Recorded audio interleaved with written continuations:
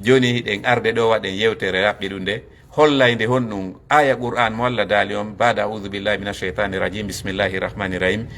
wallahu ghalibun ala amrihi walakinna akthara annasi la ya'lamun. suratu yusuf, Allah holli ka suratu yusuf wondema wallahu Allah ghalibun ko kanko woni foolowo on ala amrihi e dow fandare makko nden walakinna akthara annasi kono ko ɓuri ɗuɗude yimɓe ɓen la ya'lamun ɓe anda ɗum. ko ɗum woni mana aya on. Allah inni koko o faala kon laatoto, wona ko goɗɗo goo faala kon, mais ko ɓuri ɗuɗude yimɓe ɓen kaduna ɗo ɓe anda wondema koko Allah faala kon laatoto. ko ɗum woni tafsir aya on. wallahu ghalibun ala amrihi walakinna akthara annasi la ya'lamun. Allah inni koko faala kon marsata, mais kono ko ɓuri ɗuɗude yimɓe ɓen ɓe anda ɗum wondema koko Allah faala kon laatoto ko ɗum marsata. ok, ko honɗum addiran ɗen o aya ko hollugol piiwu gotum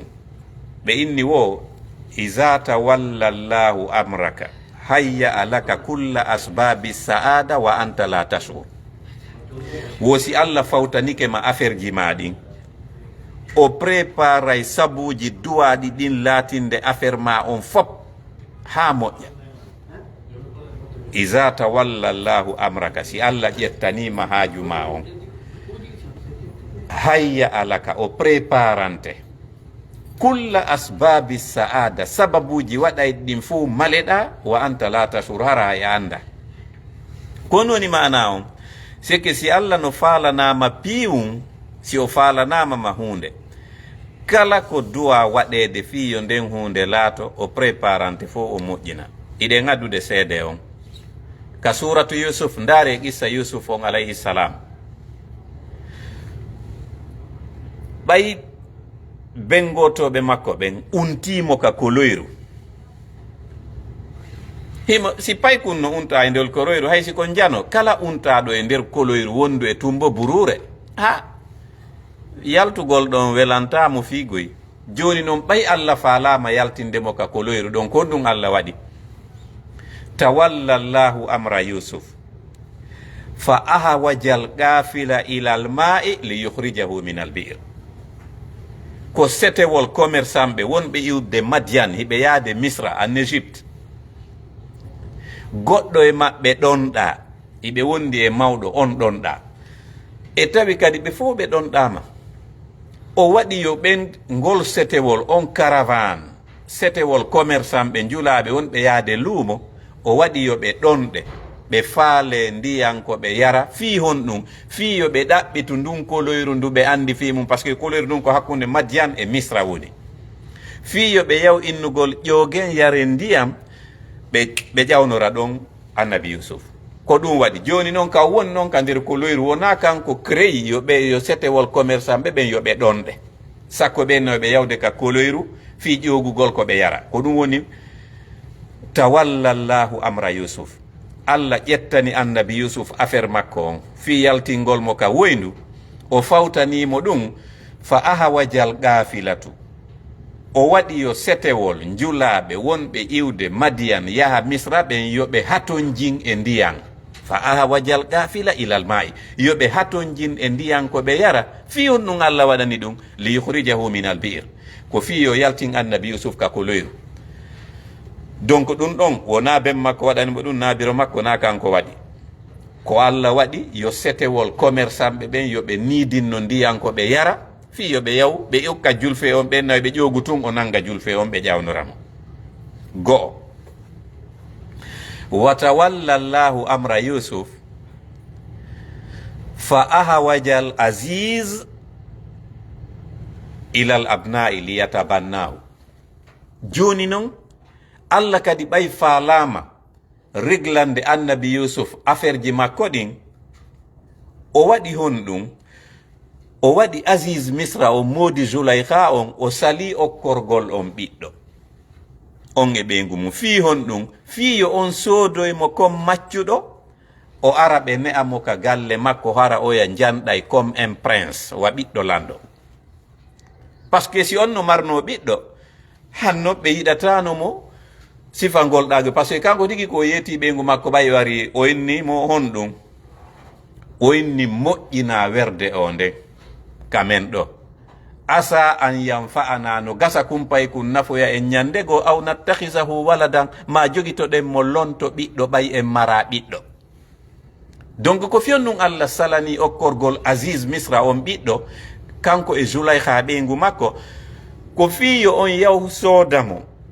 e jungo bengotoɓe makko ɓe no e jungo Malik bun Da'ar par ce que ko Malik bun Da'ar soodimo e jungo bengotoɓe makko ɓen ɓe yaadi Misra ɓe darnimo ka maccuɓe yeyete ɗon Misra donc Aziz Misra on ara soodamo ɗon ara nelda ɓeygu mum Zulaykha on na kado mi waɗanma miɗo soodanma ɗo pay ko daari kum donc tawi Allah prépari no neeɓi o ala okkorde Aziz Misra on e Zulaykha ɓiɗɗo fiyo on soodo e annabi Yusuf hara on say si debbo mara ɓiɗɗo gorko mara ɓiɗɗo yiɓe mari pay kum ne'ete kum ko ɓe yiɗa kum ko ɗum alqur'ana inni o inni ahasin maswahu moƴƴina werde o pay kum ka men ka galle men jogitoɗamo moƴƴa asa an yanfa'ana no gasa ñande go o nafoya en aw nattahisahu waladan ma haysi o nafali en jogitoɗen mo lonto ɓiɗɗo par ce que en mara ɓiɗɗo ɗon kadi gandiɗoɓe men inni way si Allah ƴettanima haaju ma on o préparay piiji duwaɗi ɗin préparede fo hara haya anda woni ɗiɗi ɗum ko hollugol aya ɓuran on wallahu khalibun ala amrihi walakinna aksara nasi la ya'lamun wallahu ko Allah khalibun woni foolowo ala amrihi e dow fandare makko ne c'est à dire ko Allah faala kon laatoto walakinna aksara nasi la ya'lamun kono ko ɓuri ɗuɗude yimɓe ɓen ɓe anda wondema ko Allah faala kon laatoto hiɓe sikka koko goɗɗo faala kon laatoto woni ɗiɗi watawalla llahu amra yusufa fa ahawaja al malik ila tafsiri ru'ya li yukhrijahu min as-sijn joni noon Aziz Misra on soodi Yusuf o junnimo o hokkimo ɓeygu makko Zulaykha joni Yusuf no ne'ade ka galle Aziz Misra on ko Aziz Misra on woni deuxiéme personnalité on en Égypte fewno nde ñande no woodi to Malik on ɗum ko lanɗo on Aziz on c'est comme le premier ministre ok joni noon e nder ko ɓe on to ko pay oyano laba ngari siga mum ala Zulaykha feeti fi makko woni e ɗaɓɓirgol mo ƴettimo naadimo e suudu soki dambuɗe jeeɗɗi par ce que ɓe moodi makko no marno toon suudu ko ɗon o wernata hoɓɓe makko ɓen lamɓe ɓen fof no mari ɗum résidence privé kaɓe akkeyata koɗo hara ɗon no seedi e ɗuma donc ko ɗon Zulaykha noddimo fii faale yo yanu e makko mais o jaɓaali joni noon ɓay o jaɓaali ɗum joni noon Yusuf dogino yaltude Zulaykha no raɗademo ɓe ari ɓe fotti wowa alfaya sayyidaha ladal bab Zulaykha e Yusuf ɓe hawrodiri e modi debbo on ka dambugal joni noon ɓay ɓe tawimo ɗon ka modi debbo on Aziz Misra on Zulaykha ɓanti sowru o moƴƴini ɗon e ɗon plan ko ɗum Allah inni ka cortewol ɗon inna kayda kunna azim o inni onon rewɓe ɓen plan ji mon ɗin hiɗitiɗi en une fraction de seconde debbo no wawi heɓude no renversira piiji ɗin o moƴƴina ko faala ko ɓay ɓe fotti e modi Zulaykha on Zulaykha no raɗade Yusuf no dogude mo faala nangude mo par ce que mo faala ɓe boni du Yusuf noon no dogude ɓe ari haka dambugal tawi hino ɗon Aziz Misra o modi debbo on seede ala Zulaykha ɓanti sowru Zulaykha inni ma jaza'u man arada bi ahlika su'an illa an yusjana aw adhabun alim o inni mais mo faalanama ɓeygu maɗa bonki ko on woni joddi on sina yo naatu kaso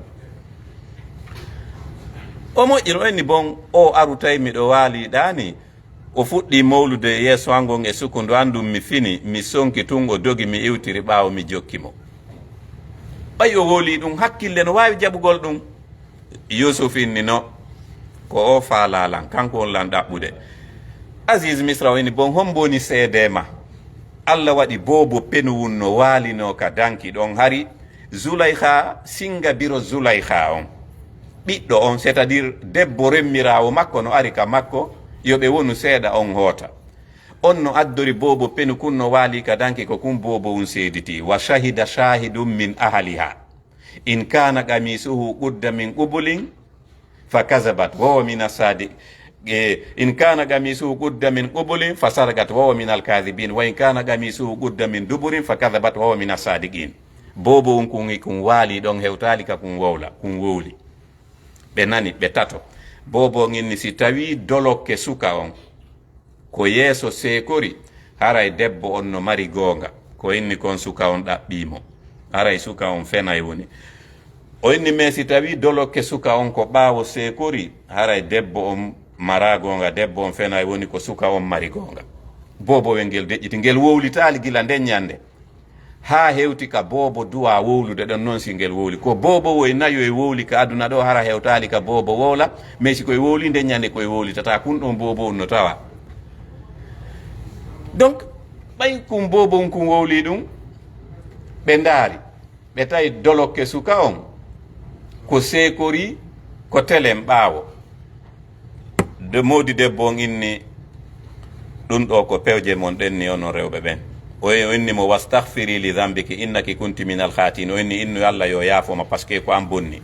O yeeti Yusuf o inni Yusuf aridan hada o inni terto haala kanta wowlan goto yo wonu hakkunde men enen ɗo tato ok ta wowlan hay goto ɓeygu an ɗaɓɓima joni noon